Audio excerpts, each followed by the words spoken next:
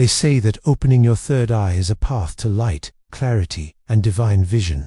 But no one ever tells you what really happens when you see too much, the truth. There's a shadow side to awakening, one that most spiritual circles avoid, because it's uncomfortable, inconvenient, and dangerously real. This isn't a bedtime story about chakras and good vibes. It's a deep dive into what ancient traditions actually warned about: the emotional disorientation, the identity crisis, the mental unraveling that can follow if you awaken something you're not prepared to carry. Because the third eye doesn't filter, it exposes. And if you're still here, it means you're not the average seeker. You're someone who senses there's more beneath the surface, behind the silence. So before we go deeper, do one thing: hit that subscribe button, not just to support the channel, but to keep walking this path with clarity, courage, and truth. What you'll learn here, most people aren't even ready to ask, because once you open the eye, there's no going back. And in the next few minutes, you'll understand exactly why some wish they had never tried.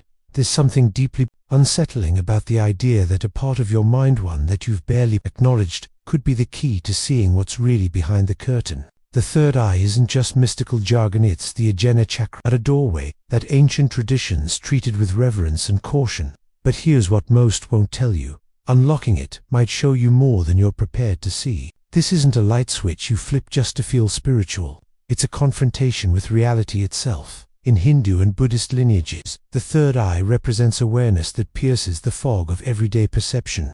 It's not about growing a literal eye in the middle of your forehead. Of course, that's where pop culture messed it all up. It's about tuning in to frequencies of life that most people never even notice. Imagine walking into a dark room with a candle, but suddenly realizing the darkness wasn't empty, it was full, just invisible until now. That's what this is about. Some chase this experience expecting instant clarity or superpowers, but the truth is far from that fantasy. Activating the third eye is more like opening a vault of truth, some beautiful, others heavy, all of them raw. It's like those moments in life when you suddenly realize someone close to you has been wearing a mask all along. Painful, yes, but freeing, absolutely. And that, my friend, is where this rabbit hole truly begins to deepen. While many associate the third eye solely with Eastern traditions, its roots spread far and wide like an ancient truth whispered across continents. In Egypt, it appears as the Eye of Horus, a symbol of divine insight and protection. Native American shamans speak of an inner vision that guides the soul through spiritual landscapes. It's not just beliefs pattern. Cultures separated by oceans still sense the same hidden power. This isn't coincidence, it's convergence. When civilizations that never met develop nearly identical symbols of spiritual vision, it raises a powerful question. What were they all tapping into? From the pyramids to the sweat lodges, humanity has always longed to see what the eyes alone can't capture. And that longing, that desire for higher awareness, is older than any temple or scripture. Shamans, sages, monks, they didn't seek the third eye out of curiosity. They knew it had the potential to reshape the soul, to heal not just the body, but the psyche. In native traditions, healers would fast, meditate, and journey inward for days, all to access that deeper clarity. The eye was never a toy, it was a sacred tool, and only those who respected it were trusted with its sight. But even with this reverence, something else lingers, something few people today truly grasp. The way these ancient seers approached this power was always paired with something modern. Seekers often ignore deep responsibility. And if you're still with me, you'll see why that matters even more in the next step of this journey. Meditation sounds harmless, right? But when it's used to open the third eye, it stops being just a relaxing practice. It becomes a tool that reshapes how you see the world and yourself. That's why the ancients never separated practice from preparation. Breathing techniques, visualizations, and focused awareness were never done casually. They were rituals, with intention and caution. Imagine someone who's never swum jumping into a whirlpool. That's what it's like when you force open this spiritual gateway, without emotional stability or understanding. The third eye doesn't filter truths to protect your feelings, it reveals them raw, unedited, and that can shake someone who isn't ready. Some experience anxiety, confusion, even detachment from reality. That's not enlightenment, that's overload. This is where responsibility enters the picture. You wouldn't hand a chainsaw to a toddler and say, "Have fun." So why do we treat deep spiritual tools like party tricks? Those who walked this path before us, the mystics, the yogis, they took vows, cleansed their minds, and prepared their hearts. They knew what they were inviting in, and more importantly, they knew what to do when it arrived. One simple example: journaling during your meditative practice. Not just to record visions, but to stay anchored.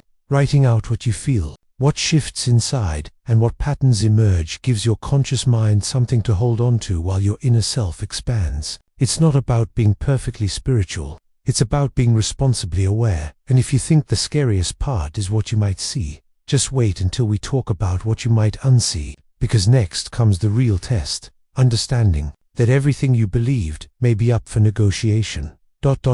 Many people chase the idea of opening the third eye like it's a shortcut to enlightenment, but they rarely ask, am I ready for what I'll discover? This isn't a crystal shop fantasy, it's real inner work. True perception doesn't just highlight beauty, it exposes the lies we told ourselves. It doesn't whisper gentle affirmations, it roars truth into our silence. There's a reason why ancient wisdom often came wrapped in metaphor. It wasn't to be vague, it was to protect the seeker, because real clarity, it can burn. Seeing the motives behind your actions, the masks others wear, the illusions of control, it can unravel years of identity. And once you see, you can't unsee. That's the double-edged sword of deeper awareness. Opening the third eye is like taking off sunglasses after years in the shade. The light is overwhelming at first, but eventually, your vision adjusts, and everything sharpens. People often report a strange detachment when this happens, not disconnection, but a shift in perspective. They start to observe instead of react. They pause before they speak. That's the quiet power emerging. If you're looking for ways to deepen this understanding without getting lost, start with practices that challenge your ego in small doses. Daily silence, walking meditations, reading works like The Untethered Soul by Michael A. Singer or The Power of Now by Eckhart Tolle. These texts act like mirrors. They don't show who you want to be, they show who you are. And just when you think you've grasped something solid, a different voice cuts through the noise, one that's both strange and familiar. It's the voice of someone who mastered the art of perception without ever needing mysticism. And what he said will shift everything you thought you knew. Alan Watts had a way of taking the complex and making it feel like common sense, whispered through a cup of tea.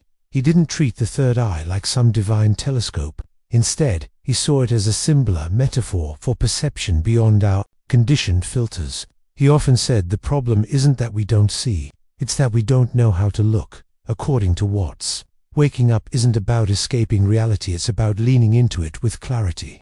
He used the metaphor of peeling an onion to describe spiritual discovery. Each layer removed gets you closer to the core, but not without tears. You think you're seeking wisdom, but what you're really doing is shedding everything that isn't truly you. He would challenge seekers to observe their own thoughts the way you'd listen to birdsong, without judgment, without interruption. And he warned, chasing mystical experiences often becomes another form of ego. Trying to be spiritual, he'd say, is like trying to be humble. The moment you realize it, you've failed. That paradox is the teaching. Watts invited people to ask better questions, not how do I become enlightened, but who is this I that wants to be enlightened? It's that kind of reflection that flips the inner mirror. You stop chasing and start noticing. You stop forcing meaning and start seeing it emerge spontaneously, like mist rising from still water. And yet, even as his words echo with clarity, another story enters the scene, a parable that shows why chasing visions alone might be the very thing pulling you off the path. There's an old parable about two monks that holds more wisdom than a dozen spiritual manuals. One was obsessed with unlocking mystical visions, chanting day and night, fasting to extremes, hoping for the divine to appear. The other, he meditated, yes, but also swept the floor, helped villagers, and practiced kindness. He built a life around balance, not obsession. Over time, the first monk claimed to see colors, beings, even messages from other realms. But he also grew erratic, unstable, isolated. Meanwhile, the second monk didn't report miracles, just peace. He slept well. He smiled more. His clarity deepened, not because he chased visions, but because he anchored himself in the present moment. That was his third eye. The point isn't to mock spiritual experience, but to warn against extremism. Chasing the high of awakening can become an addiction. When the mystical becomes an escape from emotional responsibility or daily life, something's off. Even the great sages worked in gardens, cooked meals, walked among people. They didn't float, they lived. And that's what grounded their insight. So what can you take from this? Begin by checking your foundations. Are you sleeping well? Eating whole foods? Having honest conversations? If you're building your spiritual house on sand, even the most beautiful insights will collapse. Read the parable again, then read it as yourself. Which monk are you becoming? And just when you think you've chosen the wiser path, there's still one more hidden element. Almost everyone skips something far more practical, yet absolutely crucial before you even think of awakening that inner eye. Every great structure begins with a foundation, and your spiritual journey is no different. The third eye might be the roof, the higher vision, but if your emotional house is crumbling underneath, everything collapses. Emotional stability isn't a bonus, it's the base. Without it, insight becomes anxiety, and clarity turns into confusion. Balance starts before awakening. Ethics matter more than crystals. Character, more than chance. Many traditions, Buddhism, Christianity, even Stoicism, emphasize that the path to enlightenment runs through humility, patience, and service. The sacred texts weren't just poetic, they were practical guides. Want a starting point? Try reading the Dhammapada or the Book of Proverbs. Simple truths, deep roots, and mentors. Don't underestimate them. A spiritual teacher isn't there to give you answers, but to sharpen your questions. They spot the traps you can't see. Whether it's a Zen master, a wise grandmother, or even a grounded therapist, their role isn't to impress, it's to anchor. That's what keeps you steady when your inner world starts to shift. Practical example: if you're meditating often, pair it with journaling and community dialogue. Join a local sangha. Reflect on what your reactions reveal about you, not others.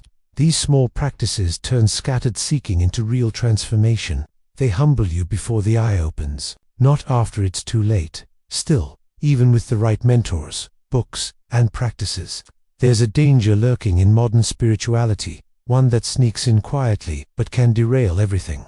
And it begins with one word: impatience. In today's world of instant gratification, people want enlightenment like they want fast Wi-Fi immediately and without buffering. But spiritual growth doesn't work that way.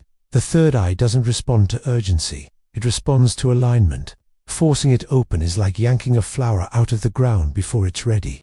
Sure, you see it, but you kill its growth. Some seekers push too hard, too soon. They stack intense meditations, mix spiritual paths, experiment with psychedelics, and call it expansion. But often they're not expanding, they're fragmenting. True awakening is gradual, like water, shaping stone. Those who try to shortcut the process often face burnout, confusion, or even psychological crises they never anticipated. Patience is more than a virtue here, it's a necessity. Think about learning a musical instrument. You wouldn't expect to play Bach after 1 week of practice, right? Same with the mind. Start small, 10 minutes of mindful breathing a day, gentle visualization. Books like Wherever You Go, There You Are by Jon Kabat-Zinn are good for this slow, grounded approach. And if you find yourself growing frustrated, that's actually a sign of progress. It means your ego is being tested on. That's the whole point. Breathe through it, journal it, laugh at it if you must, but don't rush it. The eye opens when the heart is quiet, not when the clock is ticking. So now, with patience as your companion, and clarity starting to bloom, what happens when you try to bring all this insight back into your everyday life? That's where the real magic begins, and where we'll go next. The real goal of opening the third eye was never to escape this world, it was to understand it better. What good is inner vision if it doesn't help you love more, serve deeper, and live wiser? The most awakened people you'll ever meet won't be floating in a cave, they'll be the ones planting gardens, cooking with care, and listening fully. When you speak, this is where Taoism offers a gentle nudge. Action through non-action. It's not laziness, it's harmony. It means doing what's needed without force, trusting flow over friction. You meditate not to escape the world, but to show up better in it. You breathe so you can speak with clarity. You pause so your actions carry meaning. Zen parables echo the same truth. A monk asked his master, "What is enlightenment?" The master replied, "Chop wood, carry water." Before awakening, chop wood, carry water. After awakening, chop wood, carry water. The difference isn't what you do but how you do it. Awareness isn't in the task, it's in the presence. Want to practice this now? Try mindful routines, washing dishes as meditation, walking without headphones, talking without rehearsing replies.